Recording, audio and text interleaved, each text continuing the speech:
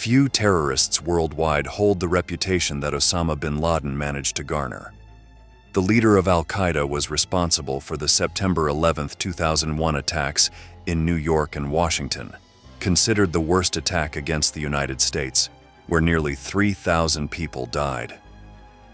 In addition to these events that changed the course of the world, he was also accused of being behind other attacks. The first against 2 American embassies in Africa, where 231 people died, and in 2000 against the USS Cole warship in Yemen, where 17 American sailors lost their lives. "The end justifies the means" was the motto of the terrorist who became the most dangerous and wanted man in the world, and who did not relent in his ideas to destroy the United States, until Operation Neptune Spear, the most intense, secret, and best-planned operation in a long time, aimed to capture him dead or alive. In this thrilling video, you will learn step-by-step about this lightning operation by the Navy SEALs. Get ready to join us on a journey to remote Pakistan, where over 10 years ago, the work of this special force became a milestone in global history. Welcome once again to military aviation. Nothing foretold that a child born in 1957 into a wealthy Saudi family who worked in the construction business would become the emblem of international terrorism. However, Osama bin Laden twisted his fate until he was considered the great villain of the 21st century. His final hours are worthy of a movie plot. It all happened on May 1, 2011, when an elite team of Navy SEALs composed of 25 American soldiers carried out a nighttime raid on the bunker where the leader of Al-Qaeda was hiding. Thus, Operation Neptune Spear marked the end for the world's most wanted terrorist. But let's go back a bit in history. It was the year 2010. It was on the eve of the 9th anniversary of the September 11 terrorist attacks. The Central Intelligence Agency of the United States, CIA for short, informed then-President Barack Obama that they knew where the mastermind of the attacks was located. Since 2007, U.S. security authorities had been on the trail of Abu Ahmed al-Kuwaiti, who, according to statements from some Guantanamo prisoners, was an emissary and trusted confidant of the terrorist leader.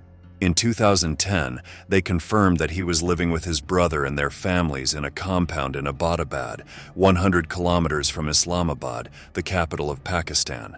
The characteristics of the extensive property caught the attention of American intelligence. It was fortified by walls nearly 3 meters high, with tall windows and only 2 points of access. It lacked television, telephone, or internet connection, and garbage was burned daily in the gardens. For the CIA, there was no doubt that 3-story mansion located in a humble neighborhood and valued at nearly $1 million served as a bunker or hideout. Despite the signs, there were no certainties that bin Laden was there, who for years remained hidden in the porous mountains between Pakistan and Afghanistan.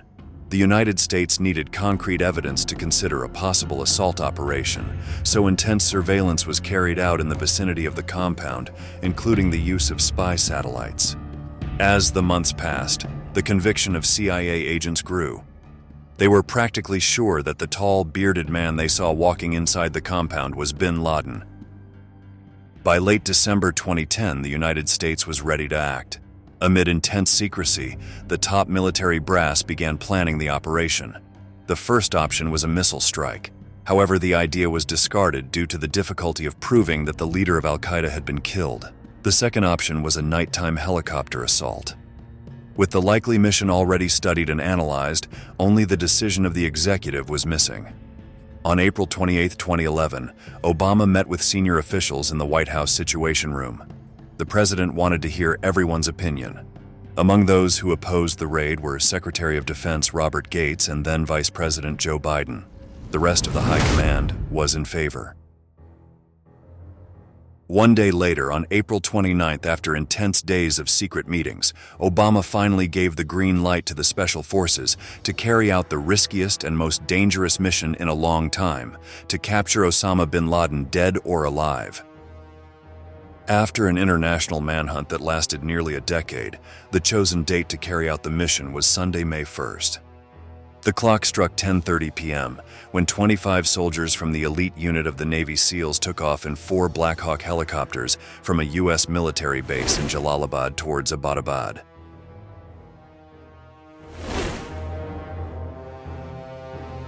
Past midnight, the neighbors woke up to the loud sound of helicopter engines hovering over the city. After almost an hour and a half of flight, the Marines had arrived at the compound in the darkness of the night. One of the helicopters had to make an emergency landing due to technical problems, but we'll come back to that later.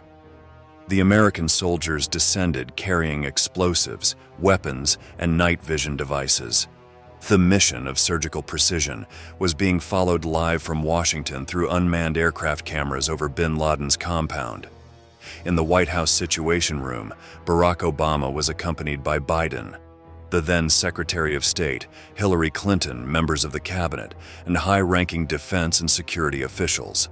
Additionally, the operation was coordinated in real time by the CIA Director, Leon Panetta, and senior intelligence officials from the agency's headquarters in Langley, Virginia. For security reasons, the President of the United States had not briefed any other country on this mission.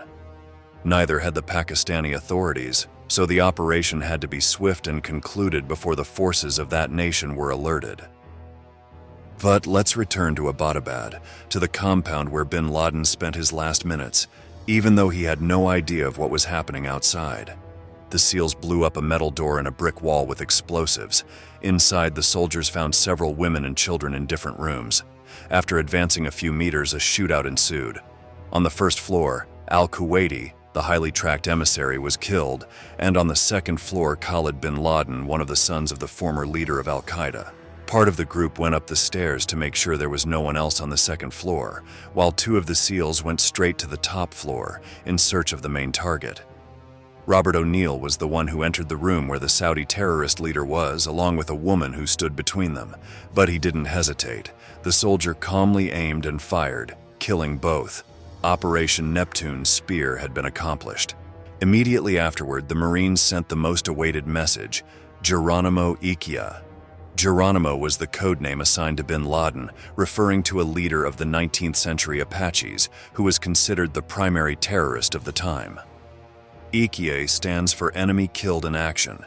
Bin Laden had definitely been taken down.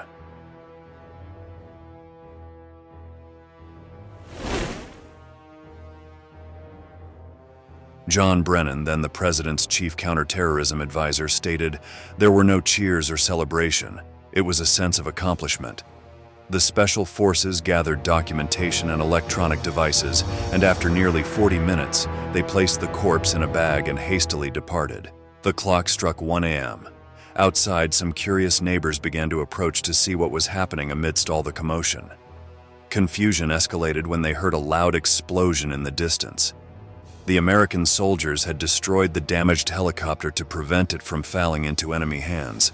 What the neighbors never imagined was that just a few meters away, the world's most wanted man had lived. Quickly, the Navy SEALs boarded the helicopters and returned to Afghanistan, where they conducted DNA tests on the body.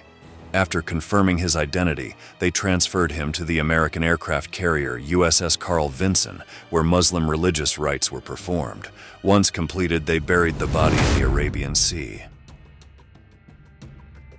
That Sunday, May the 1st, just before midnight in Washington, Obama appeared before the country and before the world to announce the death of bin Laden. Tonight, I can report to the American people and to the world that the United States has conducted an operation that killed OSAMA bin Laden, the leader of al-Qaeda, and a terrorist who's responsible for the murder of thousands of innocent men, women, and children. In his speech, which triggered a huge wave of mobilizations across the country to celebrate the news, Obama stated, "Bin Laden's death marks the most significant achievement in our effort to defeat al-Qaeda. Let me say to the families who lost their loved ones on 9/11 that we will never forget your loss, nor will we abandon our mission to do whatever is necessary to prevent another attack on our territory." The death of bin Laden was a severe blow to al-Qaeda, but not the end of its terrorist operations. Currently, the terrorist group claims that the war against the United States will continue on all other fronts unless they are expelled from the rest of the Islamic world. Following the decision of the current President Joe Biden to withdraw troops from Afghanistan, the organization sent a disturbing warning to the White House. According to them, the current president plans to return after U.S. forces leave the Middle Eastern country to once again partner with the Taliban. For some, Osama bin Laden represented the embodiment of evil. For others, he was an icon. What we can affirm is that the leader of Al-Qaeda was one of the people who changed the course of history, leaving behind a legacy of death and destruction. In this way, we reach the end of this exciting episode. We look forward to your opinions in the comments box below and hope you'll join us for the upcoming releases of military aviation. Thank you very much for being there.